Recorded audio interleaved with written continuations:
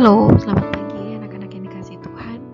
Pagi hari ini kembali kita mau belajar, namun sebelumnya kita satu dalam doa. Mari kita berdoa.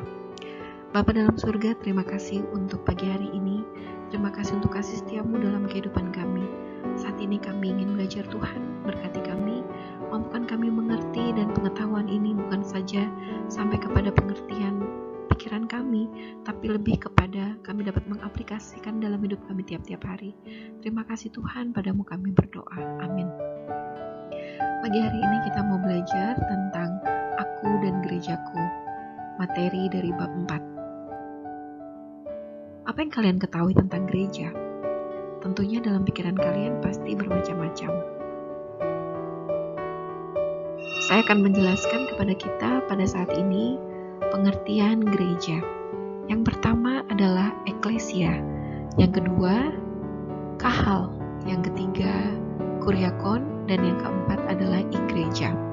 Saya akan menjelaskan satu persatu.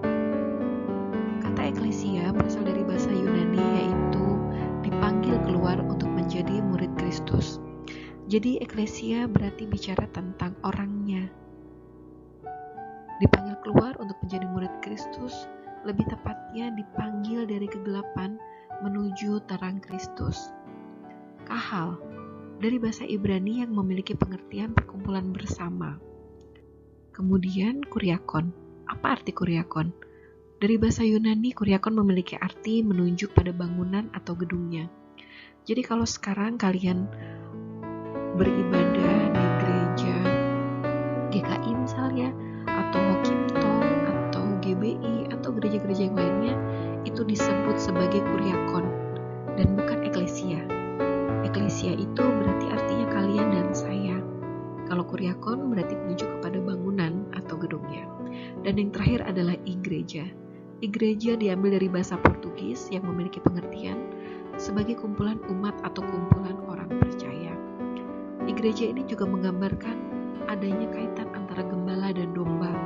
Siapa gembala? Gembala adalah Kristus dan domba adalah kita. Jadi penting untuk gembala dan domba memiliki kaitan dan memiliki hubungan yang erat. Kemudian kita mau melihat peran gereja. Apa itu peran gereja?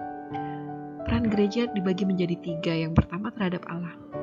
Terhadap Allah, peran gereja adalah memuliakan Allah dengan cara menyembahnya. Oleh sebab itu, ketika kita di gereja, baik kita kuriakon ataupun eklesia, Tuhan berharap untuk kita dapat beribadah kepadanya dimanapun dengan cara apapun, yaitu dengan cara menyembahnya. Kalau misalnya sekarang di situasi seperti ini, kita terbatas untuk pergi ke gedung yang adalah kuriakon, maka Tuhan ingin kita menjadi eklesia, yaitu umat yang telah diselamatkan untuk datang kepada Tuhan, menyembah kepada Tuhan. Kemudian peran gereja yang kedua adalah terhadap dirinya sendiri. Gereja harus memikirkan bagaimana cara membangun jemaatnya. Itu penting. Dan yang terakhir terhadap dunia, yaitu memberitakan kabar baik kepada orang-orang di luar gereja atau dunia, lebih tepatnya kepada orang-orang yang belum percaya dan mengenal Kristus. Ada 3 hal yang penting dalam gereja, yaitu Tuhan di atas segala sesuatunya. Mungkin kita menganggap satu gereja ini lebih besar bangunannya daripada gereja lain. Kemudian yang satu gereja ini lebih menarik daripada gereja lain. Jemaatnya lebih banyak daripada gereja lain. Tuhan tidak pernah mengajarkan kita untuk membanding-bandingkan gereja satu dengan gereja yang lainnya. Selama Tuhan menjadi kepala, kita adalah anggotanya. Kemudian dalam gereja penting untuk kita menyadari siapa diri kita. Kita yang tadinya gelap diselamatkan oleh Kristus untuk menjadi alat kemuliaannya. Oleh sebab itu Tuhan rindu kita hidup dalam kekudusan. Dan yang terakhir, ketika kita menempatkan Tuhan di atas segala sesuatunya, kita menyadari diri kita adalah makhluk ciptaan yang paling mulia dan Tuhan mendesain kita untuk maksudnya. Yang terakhir, kita harus menjadi saksi di tengah dunia. Kesimpulan dari pembelajaran kita pada pagi hari ini adalah kita diciptakan Allah bukan hanya untuk dilayani, melainkan untuk melayani, bukan untuk dikasihi, tetapi untuk mengasihi. Dan gereja bukan hanya sekedar bangunan saja, tetapi dapat diartikan sebagai kumpulan orang yang dipanggil Allah keluar dari dunia ini untuk menjadi miliknya.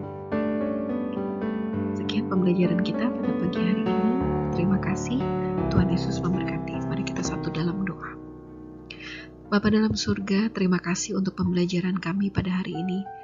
Menyadari bahwa banyak hal yang belum kami pahami tentang bagaimana kami harus menempatkan diri kami sebagai gereja Tuhan. Yang kami tahu saat ini bahwa gereja hanyalah bangunan, tetapi melalui pembelajaran kami diberikan satu pengertian lagi bahwa gereja adalah diri kami sendiri yang dilihat oleh banyak orang, di mana hidup kami mewartakan kasih Kristus dimanapun kami berada.